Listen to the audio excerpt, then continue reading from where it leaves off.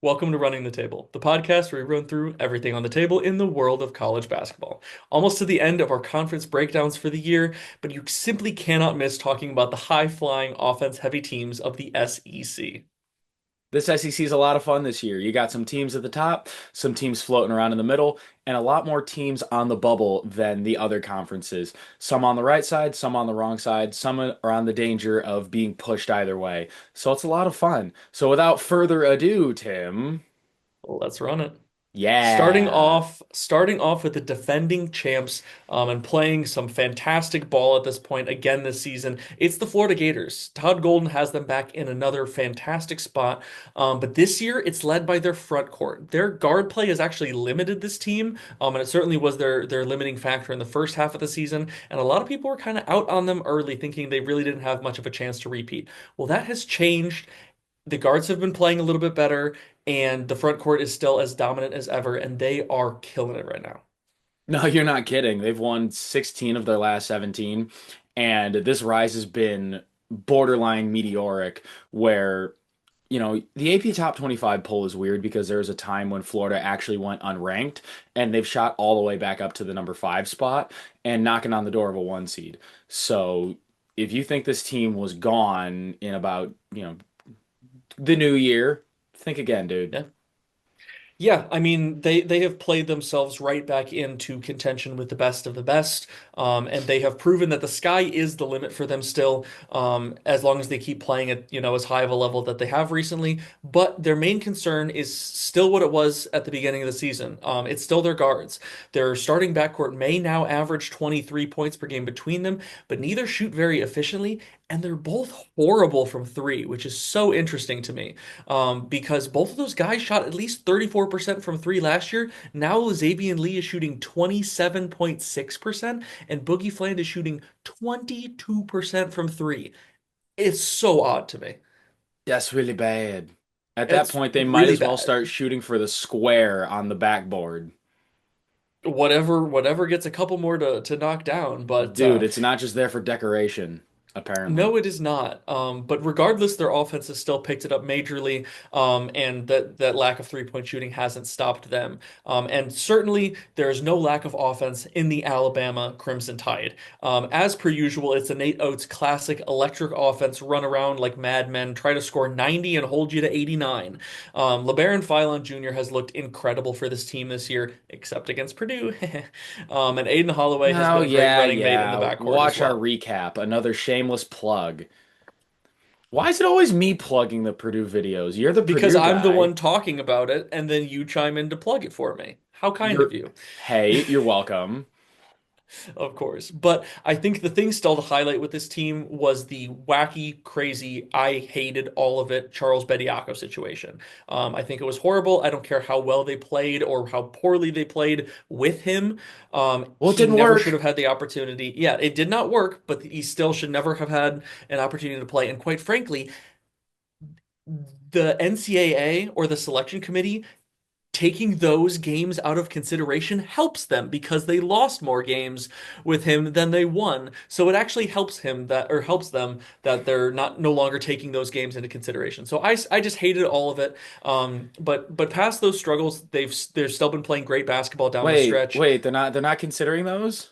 Why? No, the selection committee because it wasn't legal. Yeah, the selection committee is not taking those games into consideration. Yeah, That don't crazy. make no I don't. sense. It doesn't make any sense to me because why do they now get to ignore those games and how poorly they played with him All right, just we're gonna lose a because bunch of games with an illegal player, so we're gonna Uno reverse card, and and now our now they record looks don't better. count. Yeah, exactly. You are Welcome to exactly the correct. welcome to the MF and SEC. Welcome just to the state of the NCAA right now, but that's a whole separate conversation. But It'll recently happen. past those struggles that they dealt with once Bediako was away from the team again, they were playing great basketball down the stretch, winners of their last eight until they just so happened to play a red-hot Georgia team the other day that dropped 98 on their head.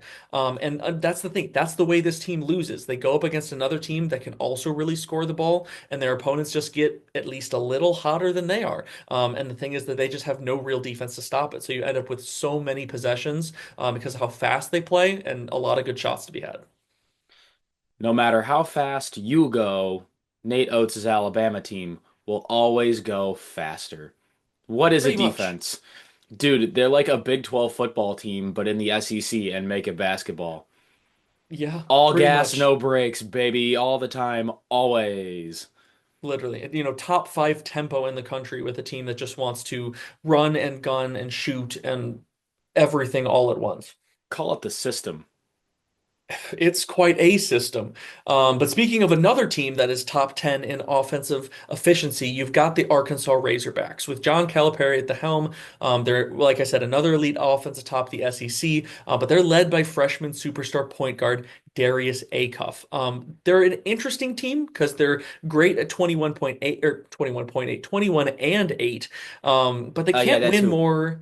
They can't win more than 3 to 4 games in a row, and it's just really odd. And quite frankly, that's a horrible outlook for trying to make a deep run in March, where you have to win 6 games in a row to win a national title.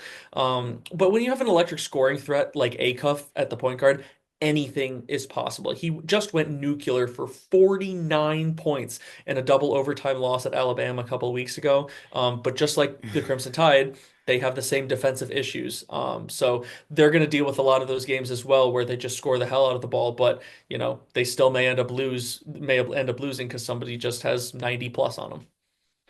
Potato, potato, tomato, tomato, nuclear. It's all the same to some people.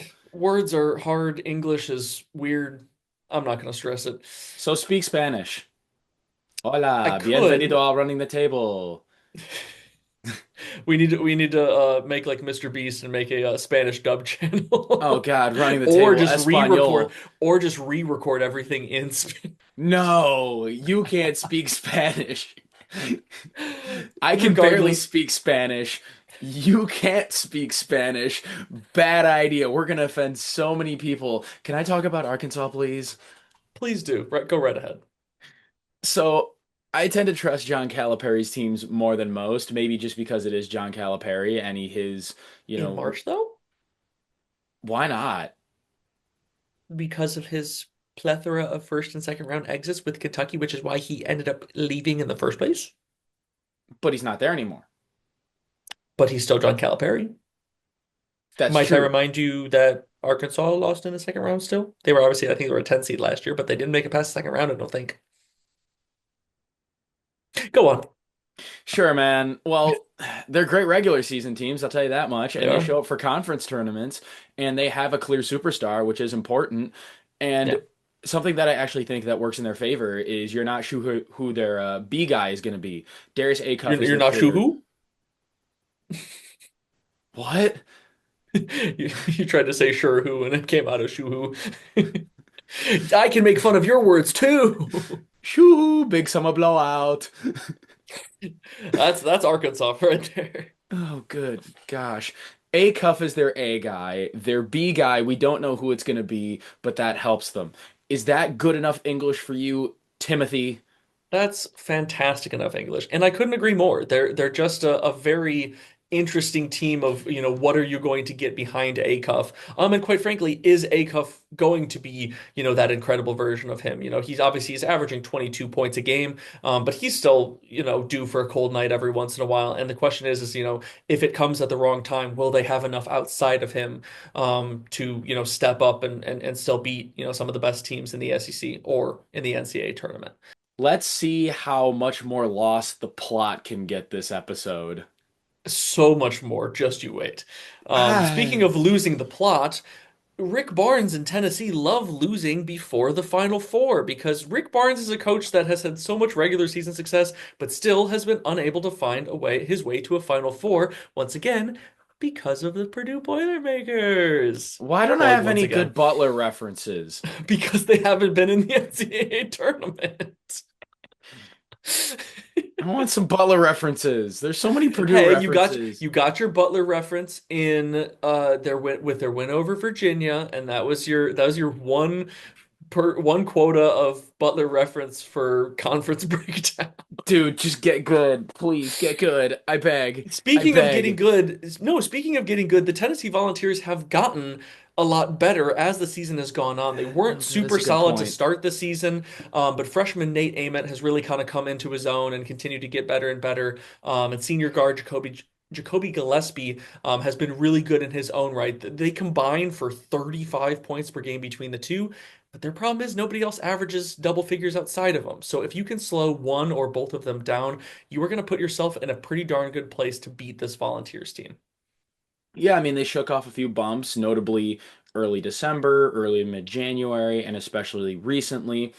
But, there's always a chance to refunnel, regroup going into the SEC tournament. And apart from those bumps, they've played mostly consistent ball. And I think you really know what you're going to get from this Tennessee team, especially if they run into Purdue. Exactly. You do mention, like you know what you're going to get, and that also goes as a negative for them as well because you Mhm. pretty much know most of the time that you're not going to get much out of their bench. Their bench has not been super great for them. It obviously shows that they don't have a ton of, scoring outside of their top guys. Sometimes they just completely disappear, like in their loss at Missouri recently, where they had just 5 points off the bench just from Dwayne Brown II, with everybody else putting up goose eggs in a grand total of 34 minutes out of their bench guys. So once again, if you get some of those struggles from some of their key guys, from their starters, it gets real scary hours for them. What's the opposite of a box of chocolates? Because A the op void of beef. Do you know exactly what you're going to get with a void of beef? No, because it's a void of beef. This is why we don't let you do improv. Stick to the script. You said how much A&M, more can we lose the we're plot? going to You got A&M, you got A&M, void College of beef Station. now. No, we're going to College Station. A&M is We the next are team. we are Tell me going to about A&M. Buckyball. Tell me about Buckyball, please. We love us some Buckyball down in College Station. And Bucky had the Aggies feeling great to wrap up January when they were sitting at 17-4 and atop the SEC at 7-1. But the problem was is they have just been free falling ever since. Losers of 6 of their last 9 games, including a 4-game losing streak in the first half of February. The biggest thing is their defense just has not looked the same. They've given up an average of roughly 85 points per game across those 6 losses, compared to 73 points per game in their 3 wins over the course of those last 9 games. Yeah, you mentioned their losses. The skid isn't great, especially having some bad losses at Arkansas where they got crushed, and against a Texas team that is looking to get back on the right side of the bubble. That's a rivalry game. You can't lose those as much as A&M did. They also don't really have any impressive wins either. I don't Yeah, I don't really see many. no, and that's obviously I don't know not that I see great for any them. actually. No, Kentucky on the road and at and Auburn, on the road at Georgia. and none of those are particular. I mean, maybe on the road at Georgia because Georgia's been a better home team than they have away. Georgia's really struggled to play away, and that's why their record isn't great. But we'll talk about them later. Um, I look at the rest of the SEC and I feel like the rest of the conference at least has one statement win against a Florida sure. or a Bama or an Arkansas or a At least like a Tennessee. top 3 to 4 Something, team, maybe three to something. five in the A&M conference. doesn't Sure. have that. No, they really haven't, and that's what makes them kind of a interesting team. And quite frankly, it's a big reason why they've gotten so many more losses as the season went on. Their schedule just got harder, and they just haven't really stepped up to the game. But past them, you have a very interesting Missouri team led by Dennis Gates. I think the epitome of this Missouri team is just inconsistency. Outside of November, they've lost at least 2 games each month. They've already lost once here in the first week of March. Some games they look incredible, like getting a road win over Florida before, to be fair, just before Florida began their surge, as well as home wins against number 19 Vanderbilt at the time and number 22 Tennessee, just in the last 2 weeks of February. But they've also had a whole slew of bad losses, including 2 road losses against bottom 3 teams in the SEC. They gave Ole Miss one of their just 4 conference wins and LSU one of their 3 conference wins, not to mention a road loss against a very below average Notre Dame team. So just very uninspiring. I don't know, Tim. I like them. Please tell me what you like about them, because whatever it is, I'm not seeing it. Dude, that's a very glass is half empty mentality, and the Mizzou faithful is not going to appreciate that from you. I know that one for a fact. I am sure that they won't, but I have to say So, there hasn't been much that's excited me about this team and everything I've so seen. here's some glasses half full, takes for Mizzou. They've won 6 of their last 8, which includes a pair of ranked wins, right? And yeah, they have the occasional blow up, but if you get hot down the stretch at the right time, I think that sets up for some very, very good ball. And it's a team, yes, you say inconsistent. I see streaky. And the inverse of streaky is you get a guy that lets it fly from deep that gets hot. You get a guy like Mark Mitchell that is absolutely a problem. He's a guy that can take over a game at any time. And I think if you get Mizzou playing their best ball, I can see a deep SEC run. I really can. Yeah, you can. I think the biggest thing that has the opportunity to be their downfall is even if they're playing pretty darn good, they are prone to having just really bad turnover games. Even on average, they average 12.3 turnovers a game. And in those three horrible losses that I mentioned, they were all at or above that threshold. Yeah. Another thing for them is they struggle to rebound well. And they're really bad at shooting free throws. So again, if you catch them playing their best, then sure, they can compete. But the problem is there's a fair amount of things that they just don't do well on average, that the odds of them connecting all of those dots at the same time for as many games in a row as it takes to like win the SEC tournament, it's unlikely, it's not impossible. But just looking at the rest of the SEC, they're certainly not going to be one of like my, dark horses or anything. So I wasn't listening because I You're was too busy looking. staring at water. Well, I was looking at this glass, and I'm a guy that says, "Hey, this is a pretty half full glass." And I See, and I now think me and being I a think very logical you person, I see about a third of a glass because the volume is, less at the bottom than the top. You better not spit your water, boy. How much can we lose the plot? The epitome of this episode. You know what? I'll let you and deal with now your and now situation. this and now this glass is fully Oh wait, empty. is it still half empty or half full? Whatever you want to say, whatever. We're Nah, gonna move man. on. No, this is just straight up empty. We're going to move on to a team, and I will say probably a fan base that has not looked at this season with a glass half full mentality. The Kentucky Wildcats, Oh, they have the oh. most expensive roster in Well, they're a all of cynical college bunch, man. basketball. They are. Somehow, Lunardi has them as a projected 6 seed right now. I don't know why, but that's just where Well, they are right now. Um, well, St. Peter's lost the night of recording this video to Fairfield, so their season's done. So Kentucky fans can rest easy, and I got my St. Peter's mention in for the video. There you go. And guess what? I'm going to get another Purdue mention in because, as it turns out, a convincing exhibition win against Purdue does not guarantee you a good season. Check and mate. They're just another incredibly inconsistent Game team doesn't that is count. don't Doesn't matter. count, Tim. Exactly. It doesn't count, and that's why Kentucky is not in a great But situation hey, despite but you that know, game. you know what does count? What?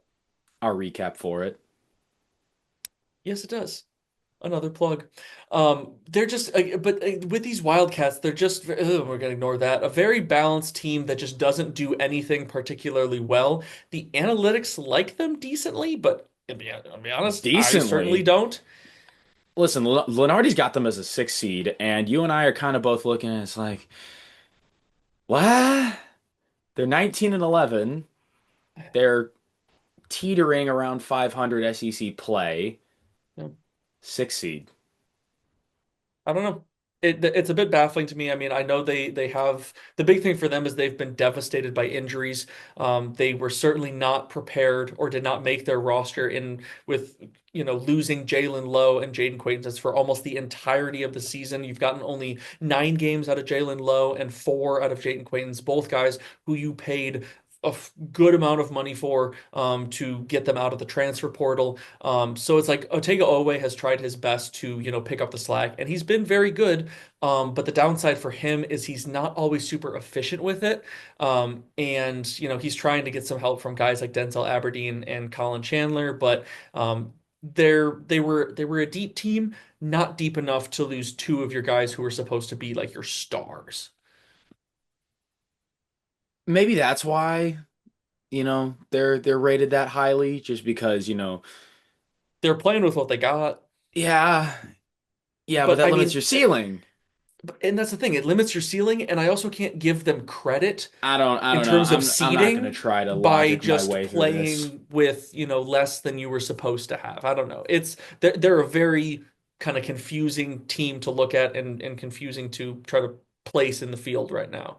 Um, But another team that is a rather interesting team to try to analyze is Texas, led by Sean Miller.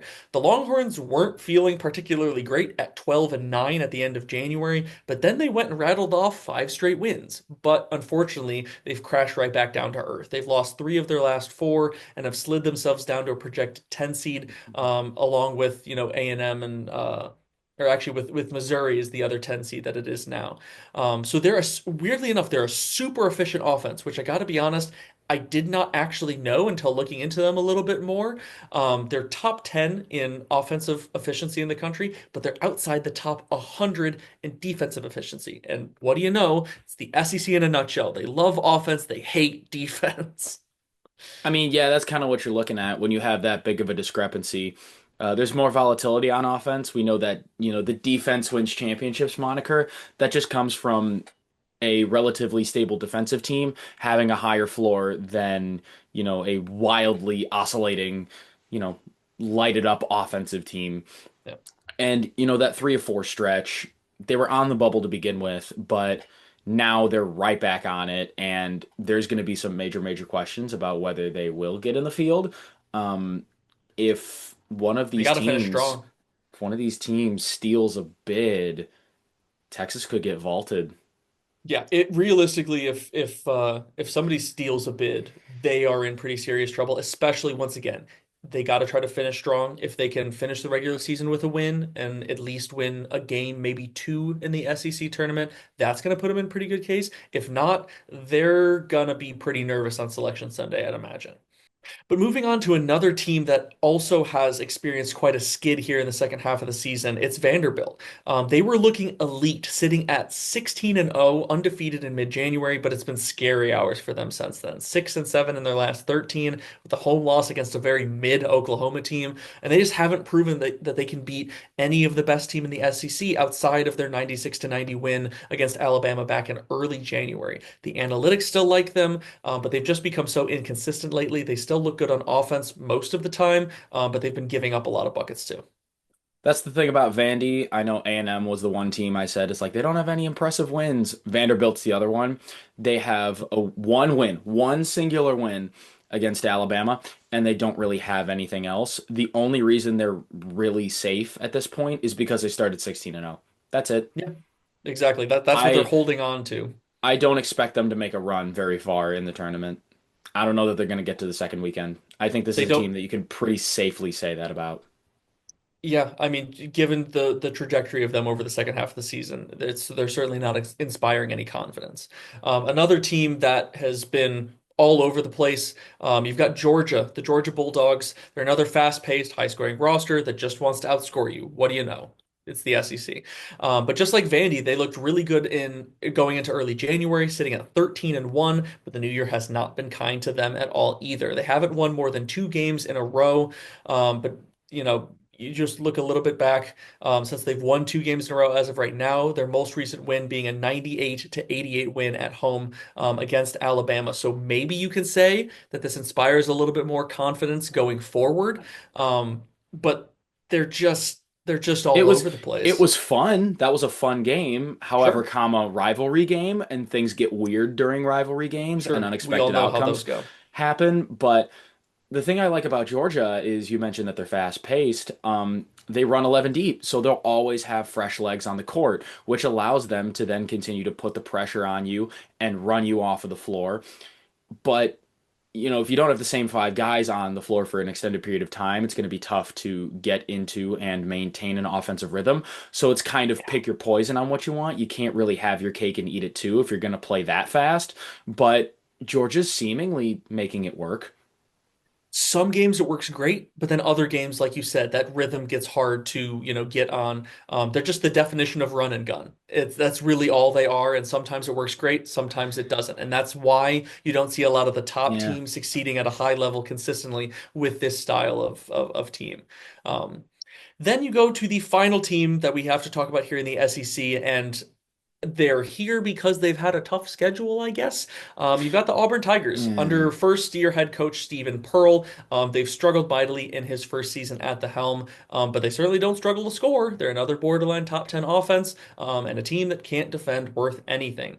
They look solid through January, but starting with a road loss at Tennessee, they have been plummeting, similar to a lot of these SEC teams, so it seems, losing five straight and now seven of nine since the last day of January. And the defense has been the catalyst. They won four straight in mid-January, including that road win at Florida. They gave up an average of just 71 points per game, but since then it's been closer to 87 points per game, and they're just struggling to finish these high-scoring games. Yeah, their most impressive wins have come earlier in the season in their non-conference and early SEC portion. And they were in, but then they lost 7 of 9 as of late, and now they're all the way out. Sure. There's going to be some unhappy campers if they find their way into the field because SEC, tough schedule. Yeah, your schedule can be tough. Win your games, and you'll make the Literally. field. That's what it comes down to. Who Absolutely. knew? I, What a I don't know. concept. I don't know why that's a discussion between a team that can't win their games, but yet is still somehow in the field versus a team that literally hasn't lost a game, has a zero in the loss column, and yet they may not be an at-large team. Yeah. It's a very interesting concept, and I certainly dislike it wholeheartedly. If Um, if everything's based off of hypotheticals, then why are you playing the games? Sure. Yeah. What's Let's the just let's point? just put let's just put everybody in a tournament spot based on our preseason rankings, what we think they're going to be, and just say we'll go for it by the time we get to the end of the season. See how that works out. Let's line up a bunch of acorns all in a row and have a bunch of squirrels run after them, and whichever acorn they pick moves on. I'm here for it. I'm here for it. Genius. It reminds me of the corgi races. But we are Or now you to the point. to the point of predicting the SEC tournament. Thank you. That's what I was going to say. We're here to predict our conference tournament winners here. I will go first on this one.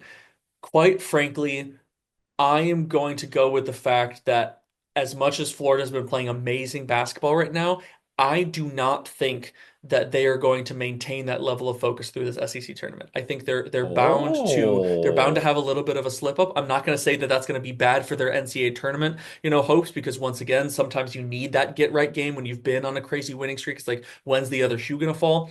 I am going to go with the stardom and individuality of a team like Arkansas. I think John Calipari is going to have this team ready Oh, for the SEC tournament. wow. I think Darius Acuff is playing some of his best basketball right Crazy. now, and we know, I think, especially in this more of a shorter tournament as opposed to NCAA tournament, I think that's that style of them winning just these couple of games. Um, I think they've got the firepower, and they've got their star players playing their best basketball at the right time. Well, that makes my job really easy. I was also going to pick Arkansas, believe it or not. Um, I like Calipari as a coach. His teams are, usually have their heads on straight. And when you have that star plus the rest being, team basketball, it's not just the one ISO ball and go, score a bunch, but it's actually a team effort. Those teams generally tend to do well, and we just see a lot of volatility in the outcomes in the rest of the SEC. I just think Arkansas is the most trustworthy pick of the bunch. Interesting for us to agree there. Um, But, that Yeah, wraps dude, it up. especially after this episode. Oh boy. No kidding. But that wraps it up for us. That's all we've got for today. We've just got one more conference breakdown, and then the fun really starts with Selection Sunday just over a week away. Keep an eye out for all the content throughout the madness, and get ready to make some brackets. But It's if you gonna be want more from great. us, like, comment, and subscribe. And until next time, we're out.